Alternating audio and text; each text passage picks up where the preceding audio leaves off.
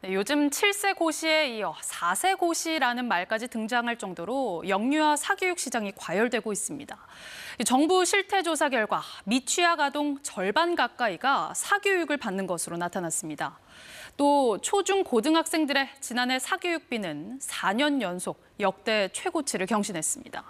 이 과열되는 사교육 실태와 원인을 김하은, 고아름 기자가 차례로 보도합니다. 7세 고시라는 말 들어보셨나요? 초등학교 입학 전 유명 영어 학원에 들어가려면 통과해야 하는 시험을 말합니다. 최근엔 4세 고시라는 말도 등장했습니다. 이른바 명문 영어 유치원에 들어가기 위한 시험입니다.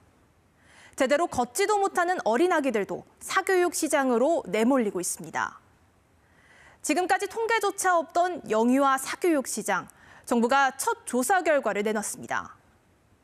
6살 미만 아동 2명 중 1명이 사교육을 받고 있었습니다.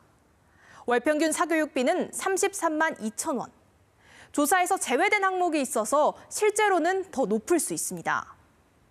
영어 유치원에 보낸다면 월 평균 154만 5천 원이 들어갔습니다. 대학 등록금보다 비쌉니다.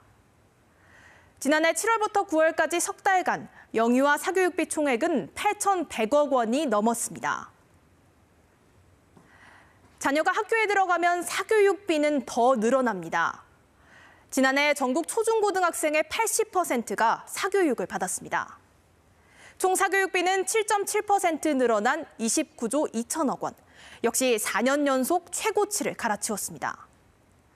저출생으로 학생 수는 줄었는데 총 사교육비는 오히려 늘었습니다. 1인당 사교육비가 가파르게 늘었다는 뜻이겠죠. 서울에 사는 고등학생 월 평균 사교육비는 조사 이래 처음으로 100만 원을 넘어섰습니다. 요즘 국어사전엔 에듀푸어라는 신조어가 등재됐습니다. 과다한 교육비 지출로 가난하게 사는 계층을 뜻하는데요. 사교육을 잡겠다는 정부 의지에도 현실에선 왜 사교육이 과열되고 있는 건지 계속해서 고아름 기자가 보도합니다. 초등학교 6학년부터 시작하는 의대 준비반. 최소 3년치 선행학습을 해야 들어갈 수 있는데도 자리가 없어서 못 들어갑니다. 이렇게 2, 3년씩 진도를 미리 빼놓는 건 이른바 학군지에선 기본입니다. 뒤처지면 안 된다는 부모들의 불안감이 사교육 경쟁을 부추기고 있습니다. 유치원 나오면서부터 많이들 떼고 나가는 것 같아요. 저희 딸도 이제 나가려고 하는데 학원에서는 이미 많이 늦었다. 오락가락하는 대학 입시 정책도 사교육에 불을 지폈습니다. 수능을 불과 몇 개월 앞두고 발표됐던 킬러 문항 폐지 정책.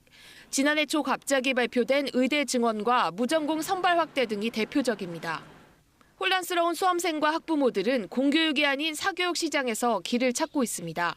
실제 지난해 사교육비 지출도 의대 증원 정책에 영향을 많이 받는 상위 10% 이내 수험생들이 가장 컸습니다. 사교육에 대한 관심도 비용이 폭증하는 시기라고 하는 것은 뭐든지 정부의 입시 정책이 변할 때 가장 크게 나타납니다. 최소한 3년 이상 미리미리 대응을 해서 이주호 교육부 장관은 국민의 눈높이에 부응하지 못했다며 내일 오전 각 시도 교육감들과 사교육 경감 방안을 논의하겠다고 밝혔습니다. KBS 뉴스 고아름입니다.